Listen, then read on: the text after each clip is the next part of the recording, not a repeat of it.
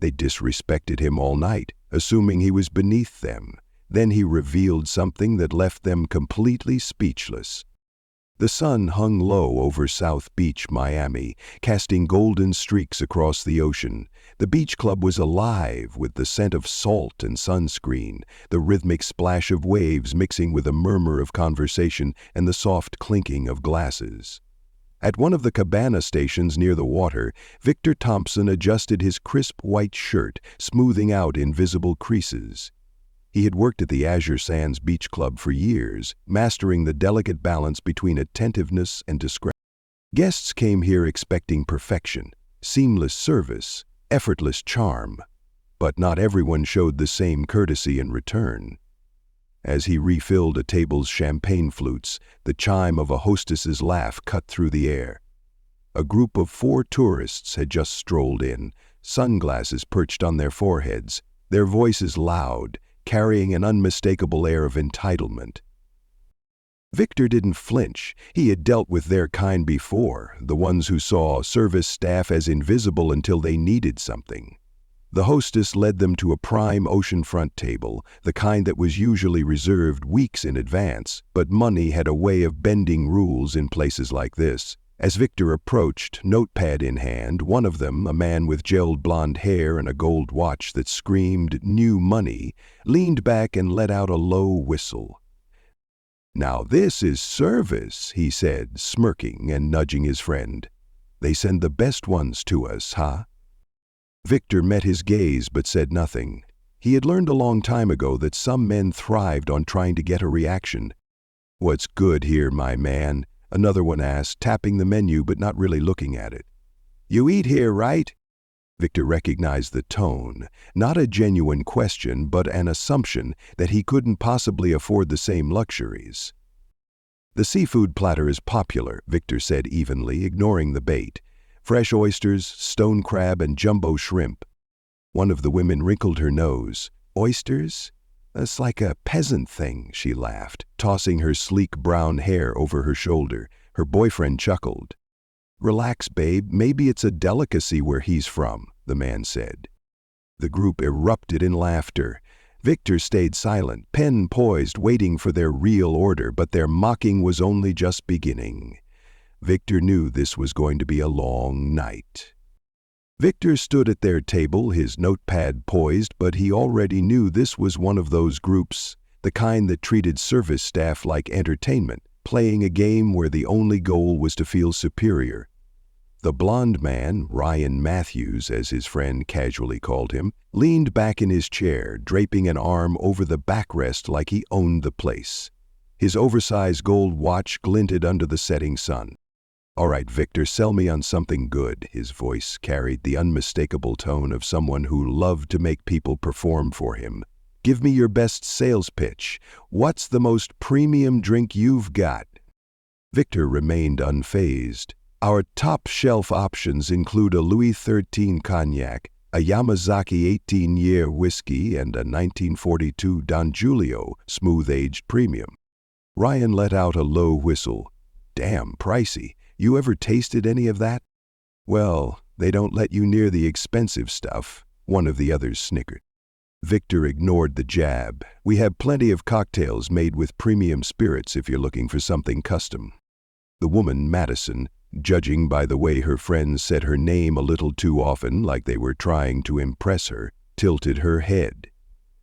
"Oh my God, let's do something fun, Victor. Surprise us. But actually make it good. Something strong." The other guy chimed in. "You know, something that hits like a truck but still makes us feel like we're sipping class." Victor gave a small nod. "I'll bring out something special." As he turned, Ryan's voice cut through the air again. Hey, Victor!" The mock concern in his voice was already grating. Victor stopped but didn't turn around. "We're thirsty now. Make it fast." More chuckles. Victor walked away, feeling their stares on his back, waiting for some kind of reaction. He didn't give them one. By the time he reached the bar, he could still hear them talking. Their voices weren't hushed. They wanted him to hear. "Damn, man, did you see how serious he is?" Ryan laughed. "Chill out, bro. You're serving drinks, not running a Fortune 500 company." Madison snorted. I know, right? He talks like he's giving a TED talk on cocktails. The third guy, Drew, who had been relatively quiet up until now, let out a low chuckle. You think he actually drinks this stuff, or he just memorizes the menu?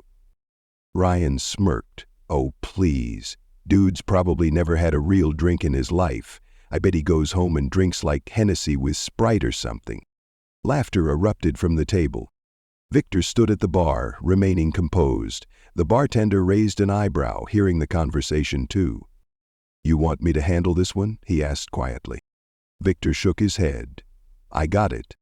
He carefully selected the spirits, crafting a set of custom cocktails with the precision of a master. If they wanted to test him, fine. He'd give them something that would shut them up real quick. But as he placed the drinks on the tray, he already knew they weren't done yet. Sooner or later, they were going to take things too far. Victor returned to the table, setting the drinks down with the same practiced ease he had perfected over the years. The glasses glistened under the golden hour light. Elegant, balanced, expertly crafted. He had chosen flavors that were both complex and refined, something only a true connoisseur would appreciate. But the moment Logan took a sip, his smirk widened, and that was never a good sign. Oh, man! Logan coughed dramatically, setting the glass down with exaggerated disgust. What is this? Some kind of science experiment? Madison took a sip of hers and gasped mockingly, Whoa! Did you just put random, expensive stuff together and hope for the best? Drew swirled his drink and sniffed it, playing along. It's got that artisanal, handcrafted, I tried too hard kind of taste. The group burst into laughter. Their voices carried across the beach club. A few nearby guests turned their heads, but no one spoke up. The unwritten rule of places like this was simple. If you had money, you could act however you wanted. Victor didn't flinch. He had seen this routine before. Mock the service, make it a joke, turn the person into a spectacle. Logan picked up his drink again, holding it up like a professor dissecting a failed experiment. Come on, Victor, be honest, man. You really drink stuff like this? I do, Victor answered smoothly, his tone giving away nothing. Really? Logan leaned in, grinning. Or is this like a script they make you memorize? 'Cause, I mean... He let the words hang in the air, looking Victor up and down. Victor knew exactly what he was implying. He had been in this industry long enough to recognize the unspoken assumptions that a black man in a luxury setting must not belong, that he couldn't possibly have a refined palate, that this world wasn't supposed to be his. Madison leaned toward Logan, whispering something that made him laugh. Then she turned to Victor with a fake pout. Don't be mad, Victor, she said, dragging out his name like it was a joke in itself. We're just having fun. Drew nodded, grinning. Yeah, man, no need to get all serious. You should lighten up. Victor tilted his head slightly, scanning their faces. They weren't just laughing at the drinks anymore, they were laughing at him, and they wanted him to react. He had seen it before. People like this got a thrill out of breaking someone's composure, out of testing how much they could get away with. So Victor did something they weren't expecting. He smiled. You're right, he said smoothly. I should lighten up. Let's have some fun. For a moment they looked surprised, but then Logan grinned. Now we're talking. But they had no idea the fun was about to be on Victor's terms. Logan leaned back, flashing that smug grin, convinced he had Victor right where he wanted him. The rest of the group relaxed, expecting this to turn into another round of lighthearted humiliation at Victor's expense. But Victor had something else in mind. He picked up Logan's drink, examining it under the glow of the setting sun. You know, Logan, he said, rolling the glass between his fingers, I think I might have made a mistake with your order. Logan raised an eyebrow. Oh, yeah? Victor nodded, his voice smooth and casual. Yeah. See this drink? He paused, letting the tension build. This right here? It's not for everyone. A flicker of confusion crossed Logan's face. Not for everyone? Victor smiled. It's an acquired taste. The kind of thing you appreciate when you've developed a certain refinement. He set the drink back down in front of Logan. It's not about money. You can buy $1,000 bottle, but that doesn't mean you know what to do with it.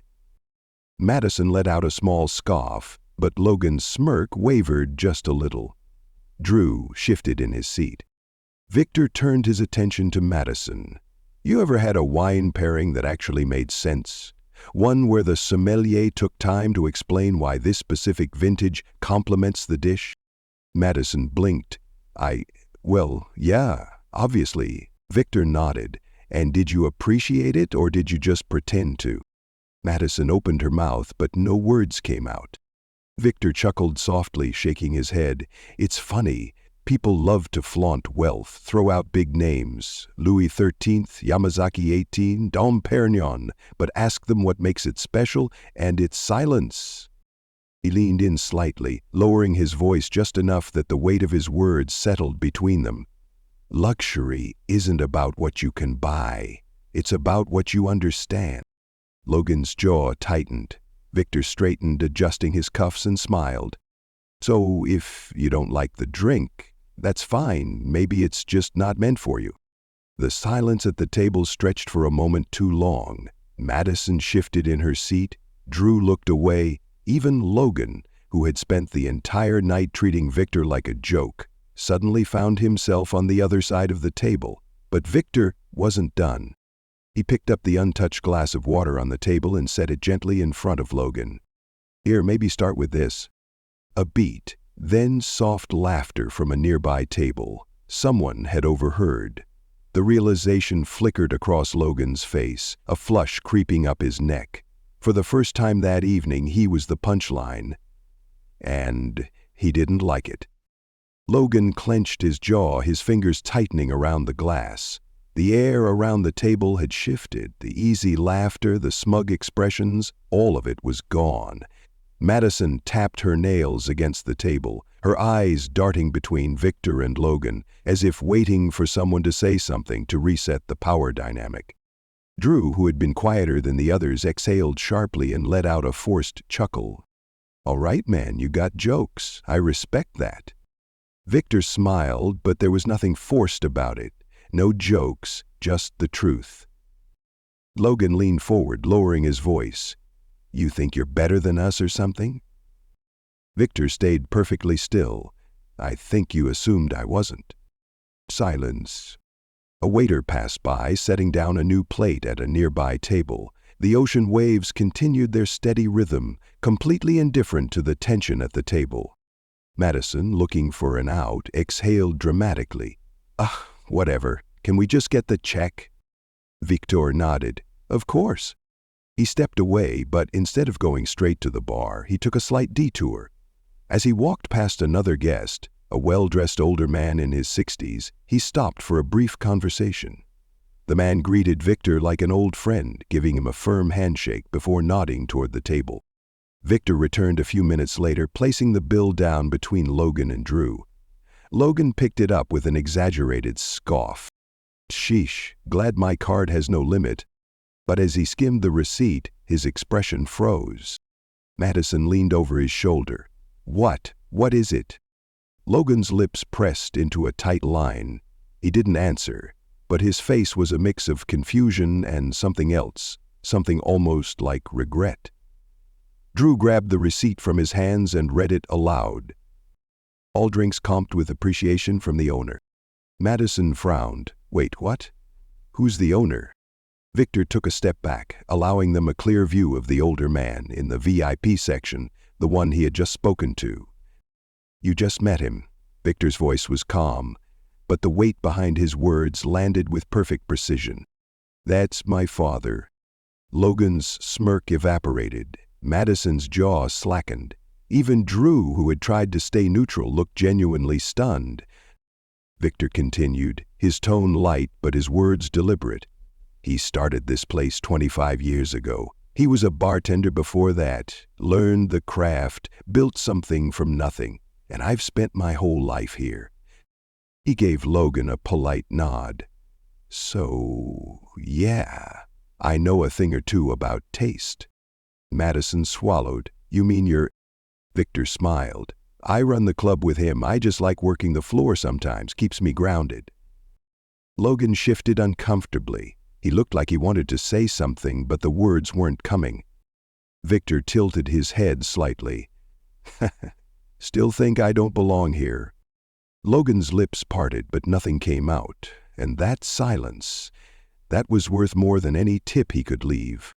The tables had turned, and this time they had no witty comeback. For the first time all evening, Logan looked uncomfortable, not angry, not smug, just thrown off balance. His bravado had been chipped away, and now he was staring at Victor. Not as a joke, not as a target, but as a person he had completely misjudged them. Drew, shifting in his seat, was the first to break the silence. He let out a half-laugh, half-exhale, shaking his head. Damn, that's crazy. Madison, still reeling, looked between Victor and the VIP section where his father sat. Wait, so you're like rich? Victor gave a small shrug. My family did well, but money doesn't mean much if you don't respect the people who make places like this run. Madison quickly straightened up, smoothing her hair as if suddenly realizing she had been speaking to someone with real influence. Oh, well, I mean, we were just joking, you know. She flashed a nervous smile. Nothing personal. Victor's expression remained neutral. Personal or not, it says a lot about a person when they think respect is optional. Madison immediately looked away, focusing on her nails. Logan, still gripping the receipt, let out a dry chuckle. Damn, man, you really set us up for that one. Victor shook his head. I didn't set you up, you walked into it yourself. Logan's smirk faltered. He knew it was true. Drew finally sighed, rubbing his temples. All right, well, that was humbling. Victor slid the check presenter back toward them. We comp the drinks, but the tip's on you. His tone was light, but there was an edge to it, a silent test. Would they walk away still acting superior, or would they leave having learned something? Logan glanced at his friends, then pulled out his wallet. For the first time that night, he didn't make a show of it. No flashy gestures, no smug commentary, just a quiet acceptance. He slipped a stack of crisp bills inside and closed the booklet. Victor picked it up, nodded, and walked away without another word. As he reached the bar, the bartender leaned over.